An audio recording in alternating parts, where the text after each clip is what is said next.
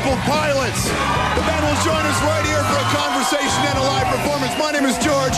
I will be up here and in the crowd with you is Nam again. Nam, what's going on, girl? Oh my gosh, George, it's bananas here. I'm in with the audience. These are the guys that make the show what it is. We're going to talk to them, and the very cool thing about this show is that Stone Temple Pilots are going to be performing live. Woo! You're absolutely right now, again. Okay, let's just get exactly to the point. Everybody, give them a Canadian welcome for the Stone Temple Pilots.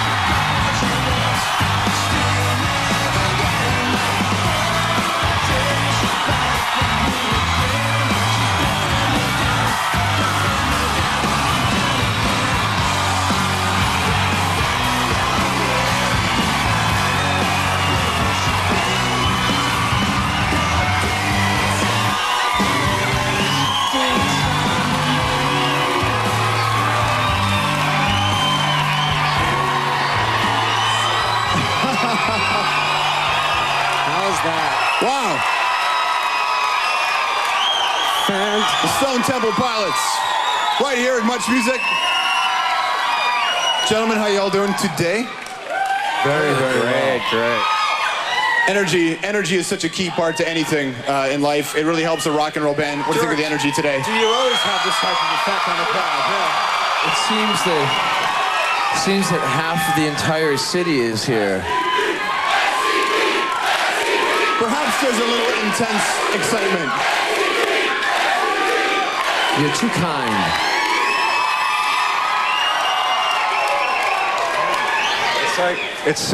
It's really, I speak on behalf of the whole band.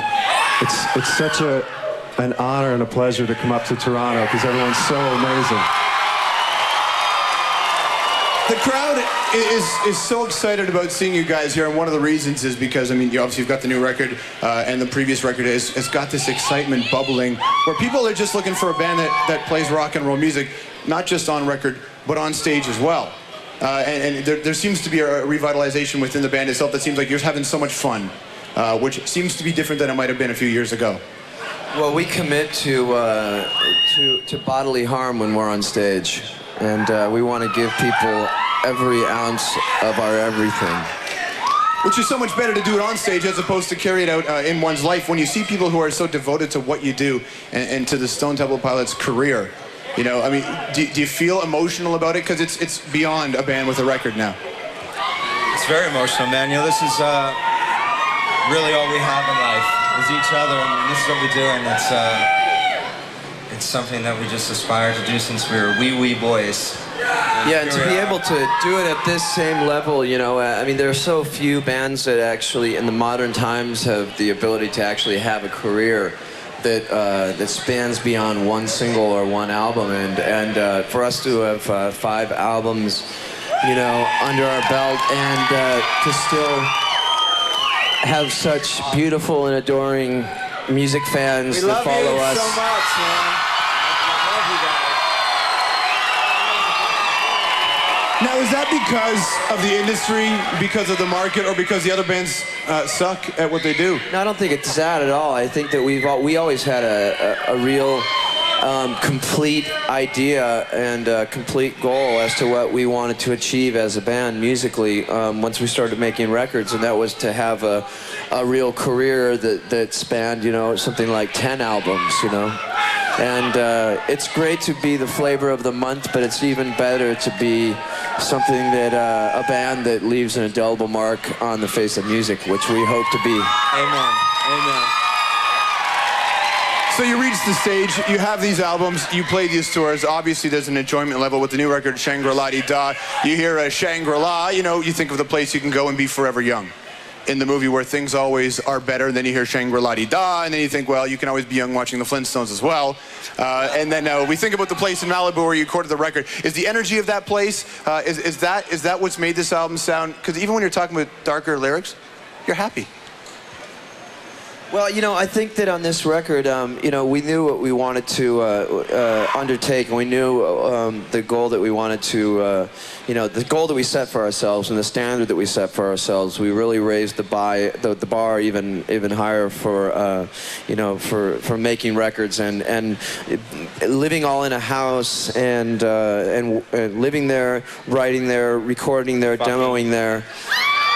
All of that, you know, it enabled us to really be people and to be creative artists and not be worried about distractions of, you know, getting to and from the studio, and just allowed us to let our freak flag fly.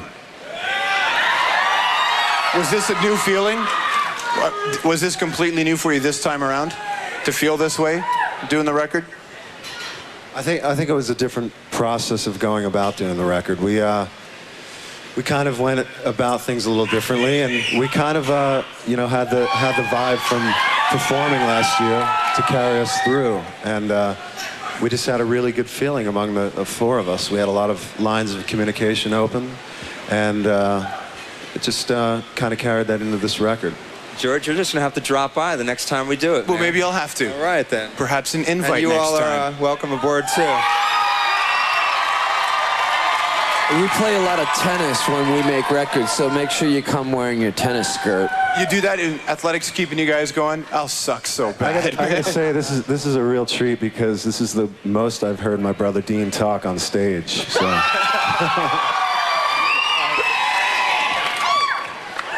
Doing this record this way, when you went on the road from the last album, you talked about getting that feeling from going on the road. When we spoke before the tour happened, there was this feeling like, I don't know how people are going to react. It's been a few years. There's been so much. How will people react? Were you surprised by the reaction, and how did that change your outlook this time around? Surprised until the first night, and then it's amazing how it comes back so quickly.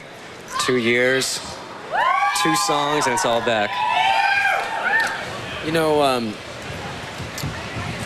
when we took time off from each other, we you know, these guys toured with Talk Show, and I did some touring with the 12 Bar Blues record, and I think that we really, during that process, realized that there was something missing, you know, and there's this energy that's created between the four of us when we're on stage that gets shared, gets thrown to the audience, and then bounces back to us and is like shared like a big cosmic orgy. We were unable to get that without the four of us being together, so when we started touring number 4, it was like that we understood what it was that our fans had been missing so much, because we were missing it as well. I love you. I love you too. I love you, too. I love you. You didn't say anything, Eric. You don't love. They know I love them. And now Dean's going to show it. Okay, here we go. There was 2 kisses on that one. There were 2. I got to do that. You didn't. It's so hard to keep a relationship together with all the distractions in this world. Especially with kisses like that. How do you keep a relationship together? It's a lot of Eric's going to jealousy. have a resentment now when he goes back to his room that he wasn't involved in that. I want to kiss the guitarist. It's so hard to keep this together. Doesn't everyone want to kiss the guitarist, though? Probably. I don't know. Have you ever kissed your brother? Yes, for a long time now.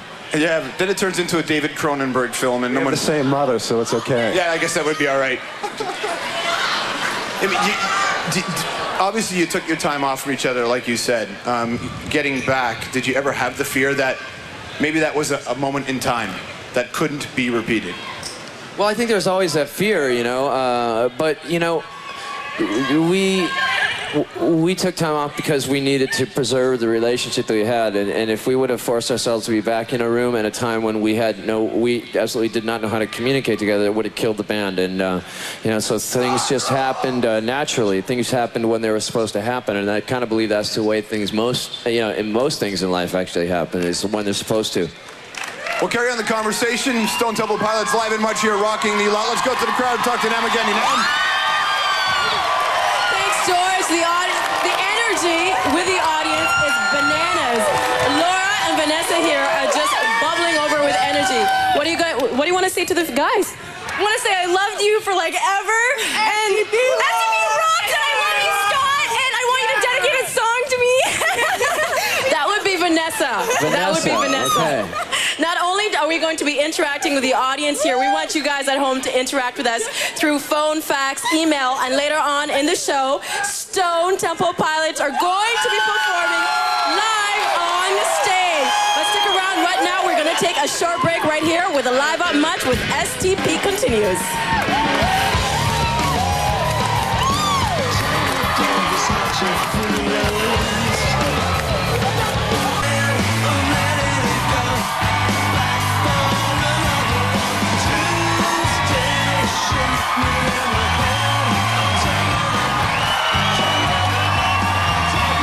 Welcome back to the Live at Much with the Stone Temple Pilots as they rocked out here.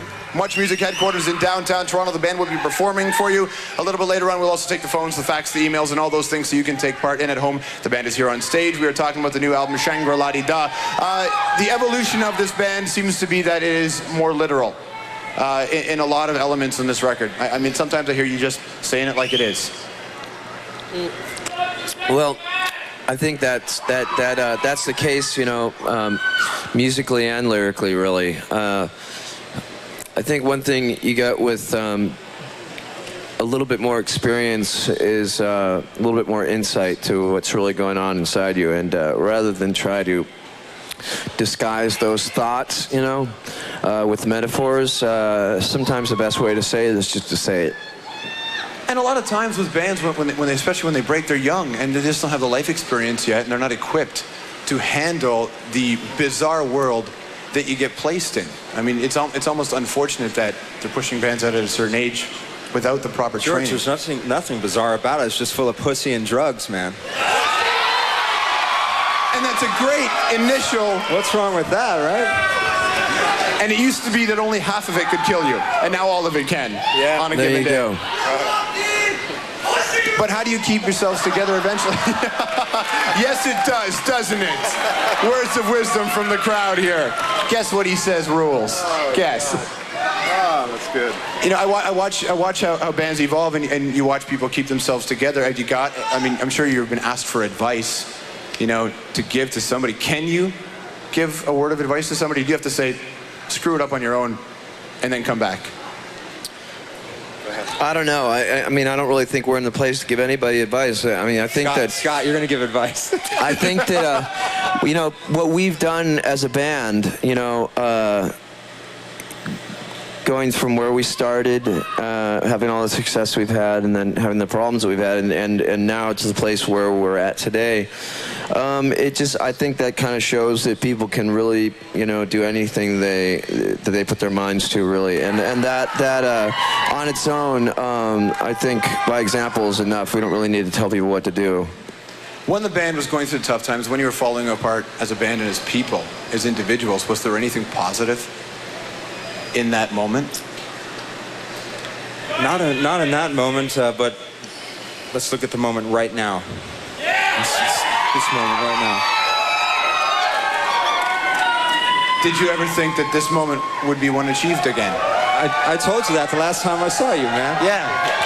And it was one of those things where you just kind of look and go, wow, it happened.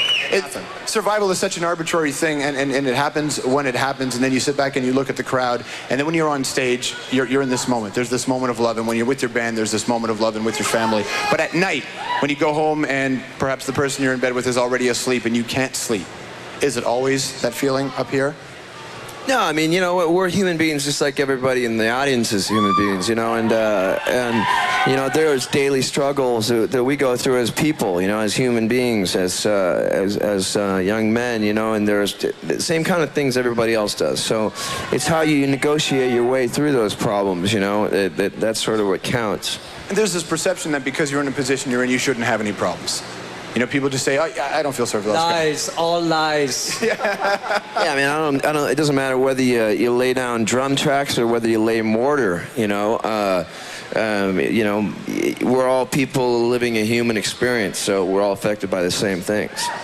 I'm actually quite surprised that AJ from the Backstreet Boys got problems. Yeah, I know. I can't figure that out. We'll talk about that in a bit as it relates to the bigger picture. What we've got is the Stone Temple Pilots here. A lot of people want to get in on this conversation. We've set cameras up all across the country. It's called Speaker's Corner on the Road. Let's go right to the west coast of Vancouver. A question for the Stone Temple Pilots.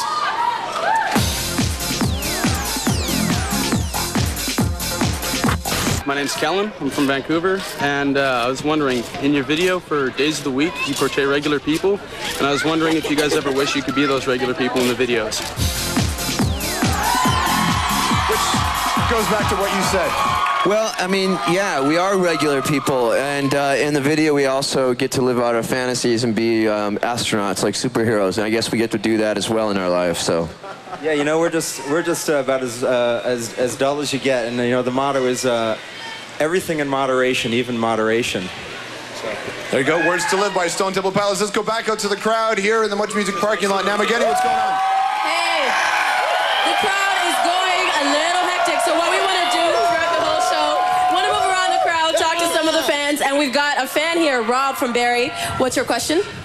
Well, Scott, I know that Shangri-La-Dee-Da is dedicated to your wife and your son. I was wondering in the song Wonderful if it's a metaphor for saying goodbye to the life that was, the life that is gone, and really a transition to the new one that you've taken on, being a husband and a father.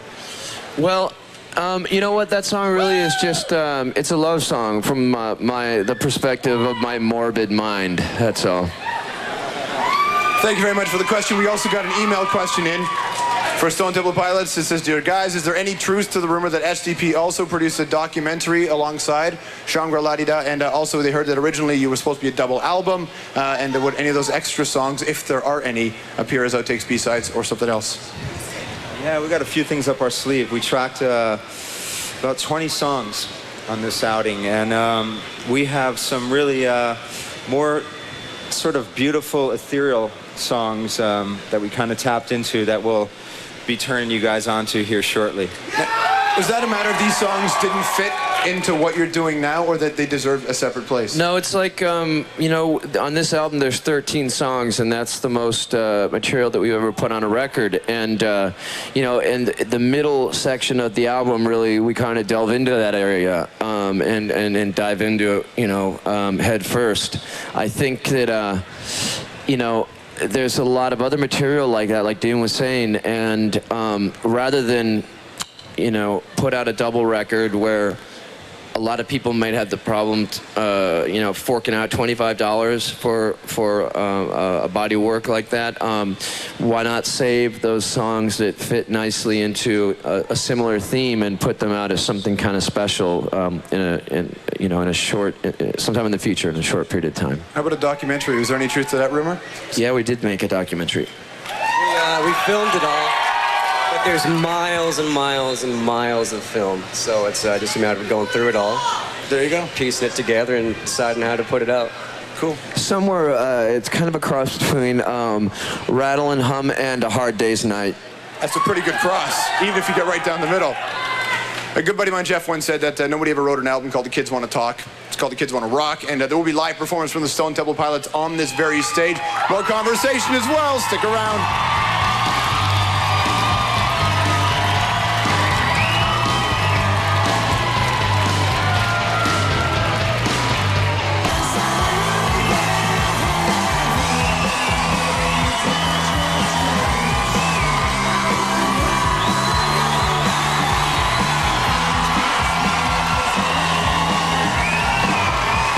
Here in the Much Music headquarters in downtown Toronto, I'm George Stroumboulopoulos along with Stone Temple Pilots. New album's called Shangri-La-Dee-Da. The band will be performing here in just a bit. We also have all the other ways for you to get involved. I want to start just by this. You'd mentioned AJ, and I don't want to talk about the specifics of them, but what caught me off guard with AJ from the Backstreet Boys and the Rehab was that they've already rescheduled the tour, and it's August the 7th. So he doesn't even get 28 days like Sandra Bullock did in the movies. They rescheduled it so quickly. And if this guy's got a problem, is that even remotely fair? Or is just the pressures of this industry going to destroy somebody like that? I don't know. I have no idea. I don't know. I don't know him. I know he has a cover band that plays some of our songs. How does that make you feel? I gotta go pee. Well, their silence has spoken for them. And I just find it interesting that the support doesn't seem to be there all the time in this industry. Your fans will support you. It seems like fans will support people through their worst times. But the people in your closest circle don't. Did you ever get that feeling? I don't know, but it's awfully perfectly acceptable for Jack Nicholson to do 1.5 grams of blow every night. Why is that? Why is there a difference? I don't know. Is there a crazy unfair? Is there a double standard for people in music, you think? You know where the fair is? It's in Pomona, California. Yeah, that's where. Well, that would be the fairness in the life. The Stone Temple Pilots are here. More performances coming up in just a bit. How do you choose from all the songs? When we saw you play last time, you had so many. You get the impression that it's almost impossible to put together a set list for you. It is hard to, actually, because you know, I think from Core all the way through Shangri-La-Di-Da, counting, we got like 15 hit songs that we've put out, and then we have, you know, various album tracks that have become favorites, you know, with our fans, and very necessary songs for us to play live as well that we never released as singles. And then there's always, we have to add in a few obscure tracks that our hardcore fans know, and so it's difficult to pick a set list. And we were actually talking before we embark on the world tour that we will be going on starting this August. We've decided that the only way to be fair to all the music is to come up with 3 different set lists and sort of rotate them, so that way you know, somebody who has seen more than one show, because some people follow us around for a while and go to see a lot of the shows, and they'll see a different show, you know, they'll see different songs played, and just to give a little bit of a variety. Now, you made your way to Toronto here. There's a lot of cities, obviously, you can't hit every single one, but people want to participate, especially in a broadcast like this. Let's go to Peterborough, Ontario. Michael's on the phone. Michael's got a question for the Stone Temple Pilots. Hey, first I want to see you guys rock. You guys are amazing. Thank you. Thank you. No, Rob, I was just wondering, what are the bands around right now would you consider in the same genre as yourself? Geez, that's really hard, because we're always changing.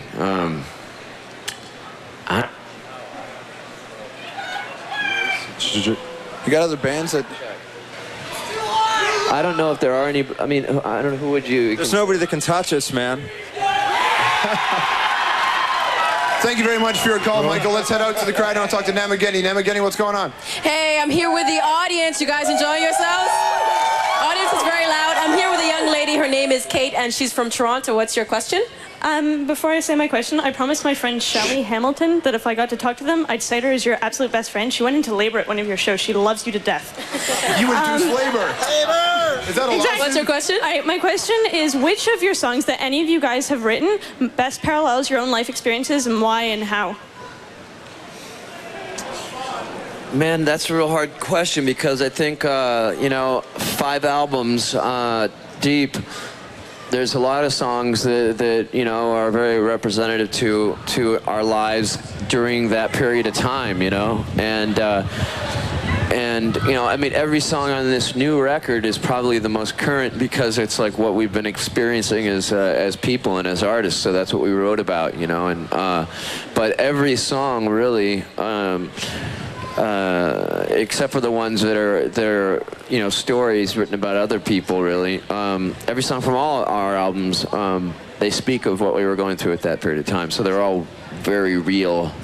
And if they're real and they're personal, is it a weird feeling when someone walks up to you and says, dude, I can really relate to that song? I really relate to those lyrics, when you know it's about something that you lived, you guys lived? No, you know, it's no different than us being fans of music and relating to other artists that we grew up with and really respect. It's kind of a common thing, but yeah, it really means a lot when someone comes up and says that. Cool. Well, let's head all the way over to the East Coast now, the other side of this country, for another Speaker's Corner on the road. Let's go to Halifax. What's going on?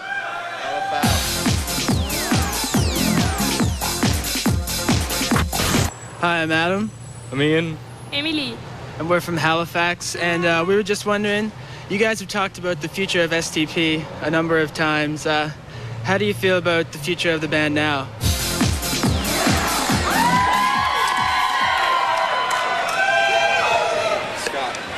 We're all on a very healthy diet of Wheaties, and we're all feeling very good and very on top of our game, and we love each other more than ever. But there's really nothing more important. There really is no future if there's not a right now. So right now we're in front of about 4,000 people, and we're about to get naked on the stage. And right now everybody's so psyched for live Stone Temple Pilots. They will be performing here. More of that in conversation. Stick around.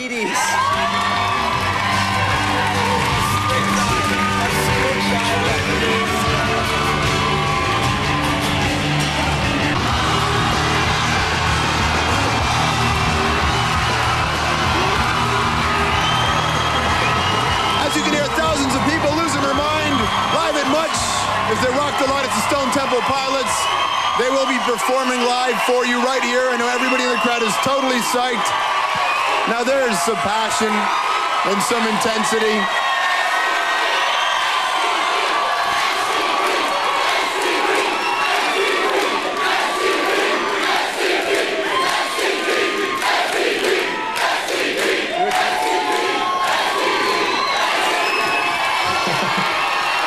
The Cossack dance. Crowds, some of the bands that you were fans of, that you were in the crowd screaming like this.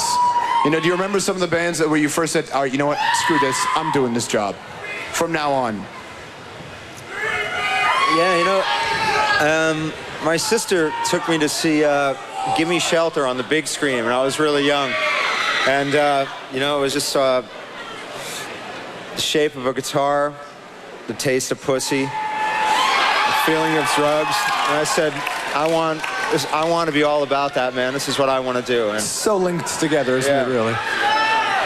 Yeah. I assume that's the same across the board, right? Yeah, I was thinking the first concert I went to, I was 10. I saw Peter Frampton, Santana, Leonard Skinner. It was like monsters of rock. It was amazing. I remember going to see Kiss, and when I was 12. And we were late for the concert, and Dean actually stuffed all the speed down my pocket because I was a little kid, and the cops wouldn't check me out. So I was the gopher. See, well, a key job. A mule. A mule. That's yeah. right. The key job in rock and roll. The sex, drugs, and rock and roll are so linked together. Obviously, you're pulling it off now with 2/3, of that. There's still plenty of drug taking in this band. You just have to look elsewhere. So the Chemical Olympics are not in fact over then, is what I doubt that. It's the auxiliary events right now. That's what you're doing? You're just warming up for the next one. So Stone Temple Pilots are here. You're going to be performing. You're a band that itches to play live, obviously. And you can see that when you watch you now. That would be the itch. The noise. I wanted to say we're of course we're joking because I know that all the wonderful policemen that are here are all STP fans, and we are all law-abiding citizens these days. I promise you. So take good care of us while we're here. Lay off cops, I imagine, is what you're saying. You were saying that this is the longest you've been on stage without, your instrument on. Yeah, I feel kind of naked without my instrument. Being in rock and roll is so much more than playing music to a lot of other people because it is about what you say. Can you ever, take this part of the job, this part of your life, and sort of fully realize it? Or will it always be a little bit further away? This is a bit vulnerable. It's a little scary, especially being right here on stage. This is kind of where I feel like I should be doing what we do. So yeah, it's a little different up here doing this. Is it starting to rain? Has it yet? I think we need to rock. There will be some rocking coming up, I guess, in moments after we take this break. We'll still have another question coming up from the crowd.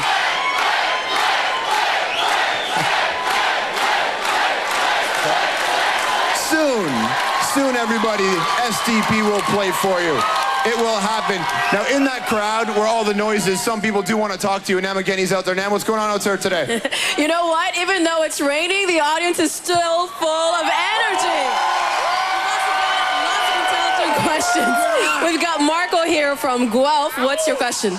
Hi, I'd like to say hi to the Stone Temple Pilots. You guys are doing a great job so far. I'd like to say hi to all the guys in Guelph that wanted to be here, but they're not. My question is, why do you guys think people see you guys as the saviors of rock and roll? Because we are.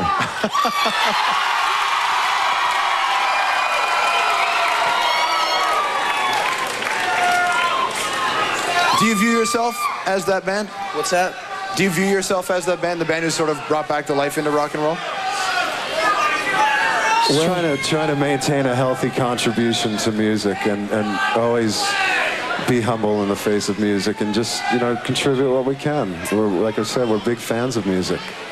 That's what leads to the next email question that we have here. And this question comes from Tricia and Lisa in Kincardine, Ontario. And their email for the guys in STP are even called one of the, quote, best bands to see live. They agree with you. What do you bring to a live performance that makes it so different, that perhaps makes it harder for other bands to compare? We bring everything we got. Give it all. Yeah, I feel that if we haven't pissed and bled and bruised one another, we haven't done our job. And, let's face it, people didn't go to see Evel Knievel make the jump, man. That's true. So we kind of dig bringing that element of danger to the stage. Do you think there's a lot of danger left in it? Because it seems music and rock and roll, they rolled the curtains up and all the shadows went away. They what? They rolled the curtains up and it seems a lot of the shadows went away from rock and roll. Is there that element of danger aside from what you guys are doing? Do you see bands? Sit tight, man. Put your seatbelt on.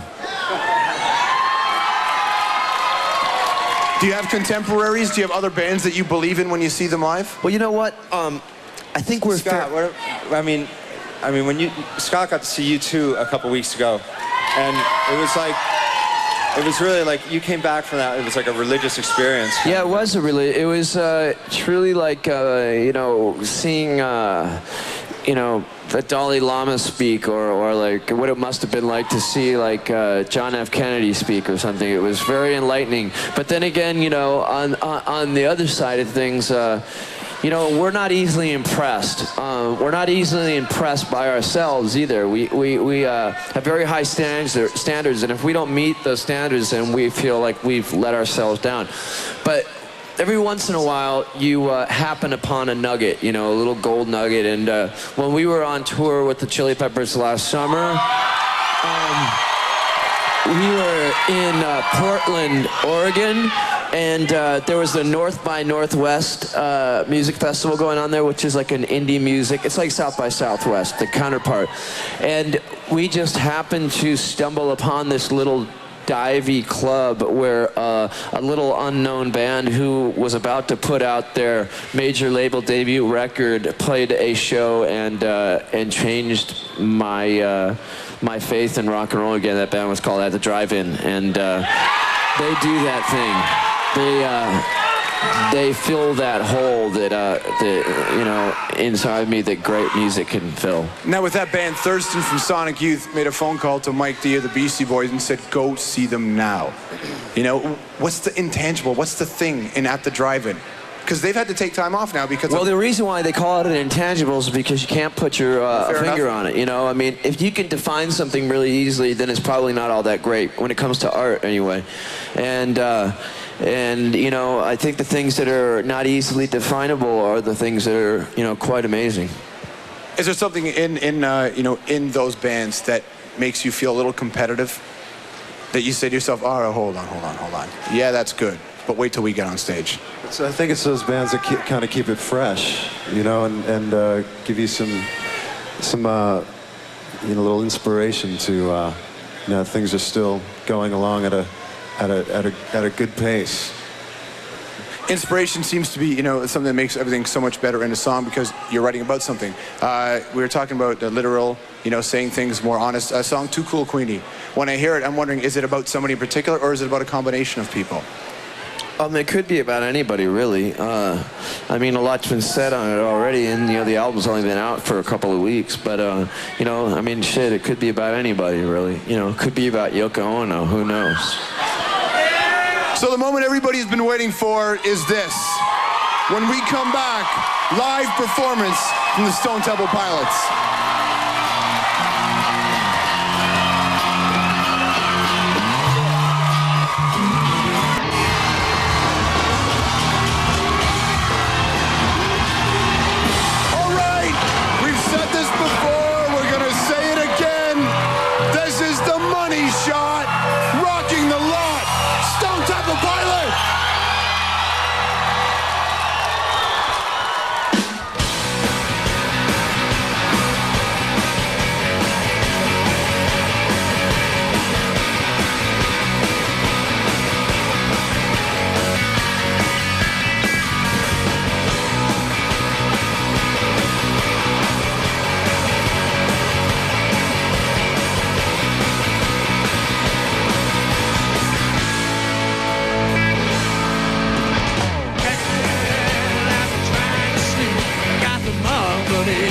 shoe.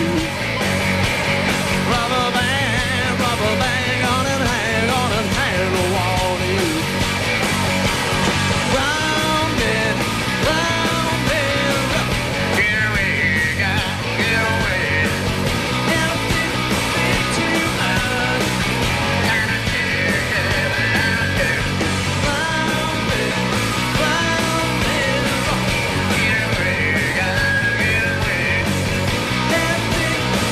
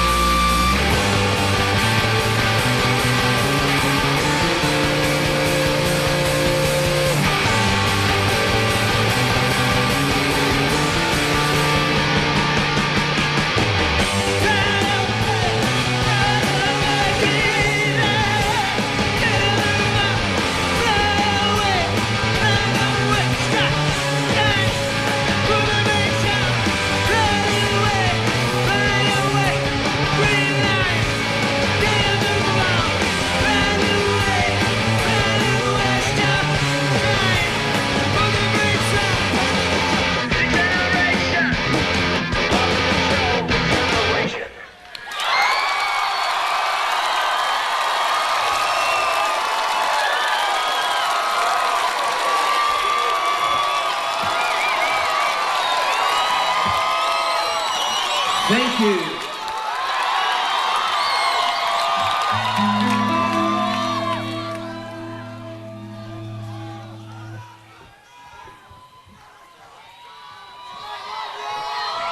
Enough talk, more action, right?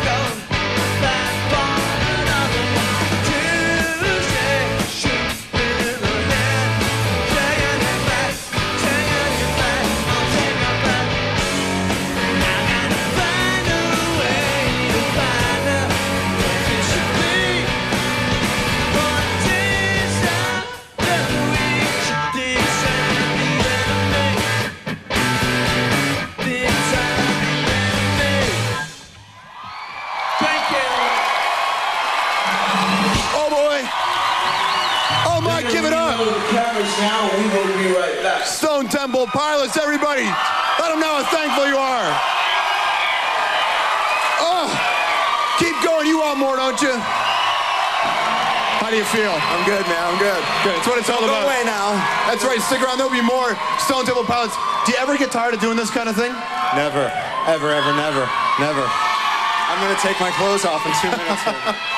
Oh, strip show right here. All right, there you go. Stone Temple Pilots, come on, keep screaming. There will be more.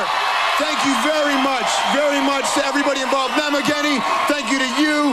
Thank you to the Stone Temple Pilots. It's been unbelievable. And everybody at home, this has been an awesome, awesome time. Give yourself a hand. Let the sounds of your joy take you home.